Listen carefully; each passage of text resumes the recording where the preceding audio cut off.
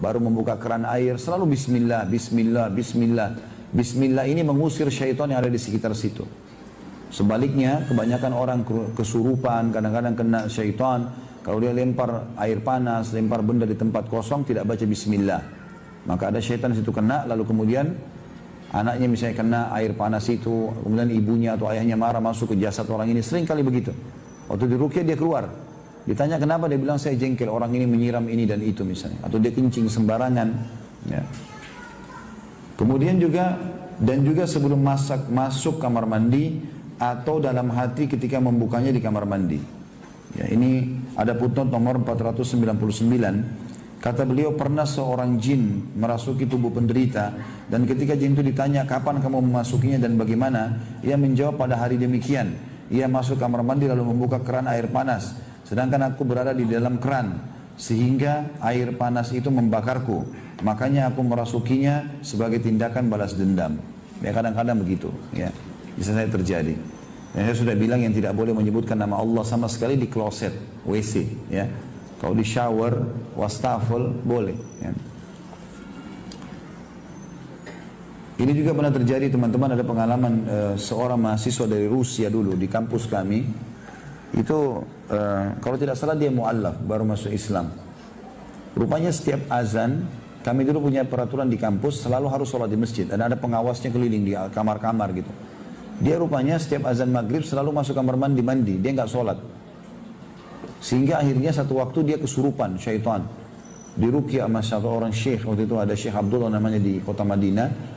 Waktu kesurupan ditanya, kamu ini siapa? Dia bilang, saya syaitan yang masuk ke badan dia. Karena dia setiap maghrib ini selalu masuk kamar mandi dan tidak sholat.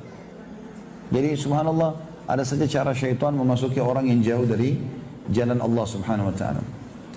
Demikian pula ketika melempar pisau cukur di kolam atau selainnya setelah mencukur. Ya.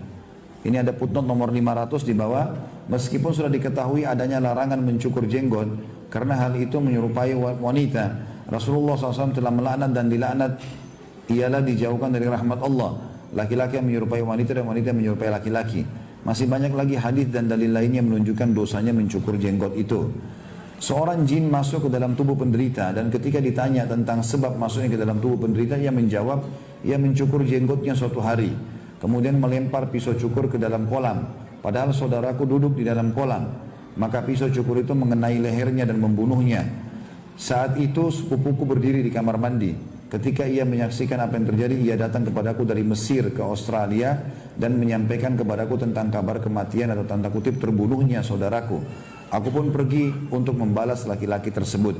Demikian pula memperhatikan untuk tidak melempar pisau cukur atau benda tajam lainnya, termasuk potongan jarum, serpian kaca dan sebagainya di keranjang sampah, karena dikhawatirkan akan mengenai tangan orang yang melakukan pekerjaan itu.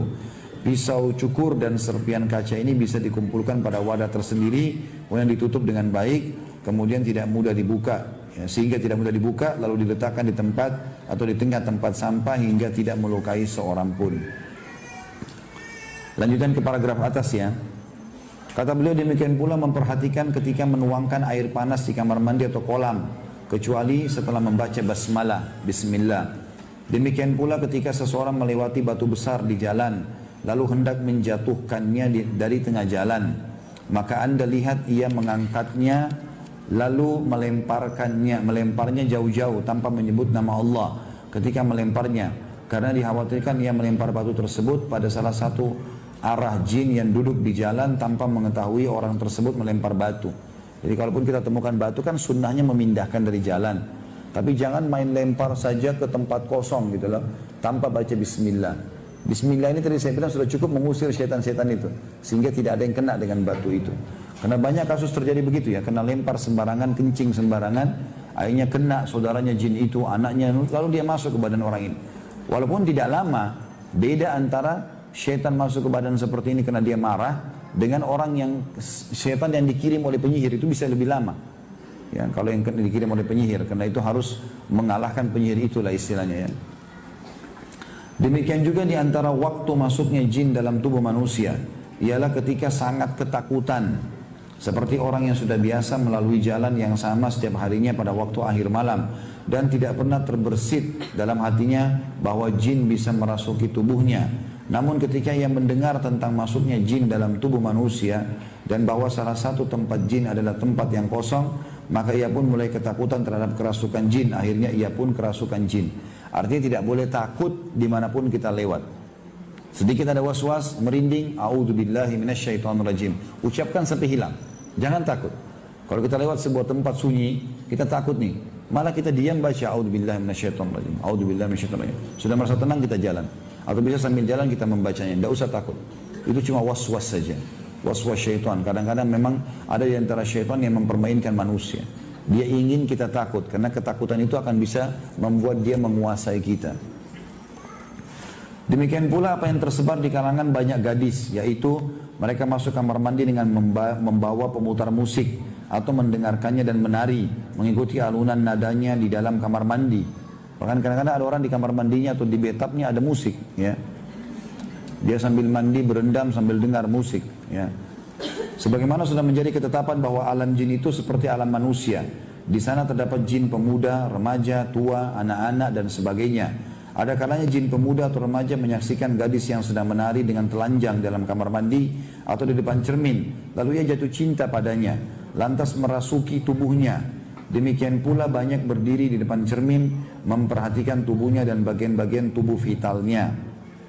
Itu ada punten nomor 501. Apa yang dikatakan bahwa saudara laki-laki gadis yang tinggal di bawah tanah dan juga pemuda yang saudara perempuannya tinggal di bawah tanah akan cemburu dan sebagainya. Maka semua itu adalah kebodohan, kebatilan dan khurafat. Tidak benar sama sekali.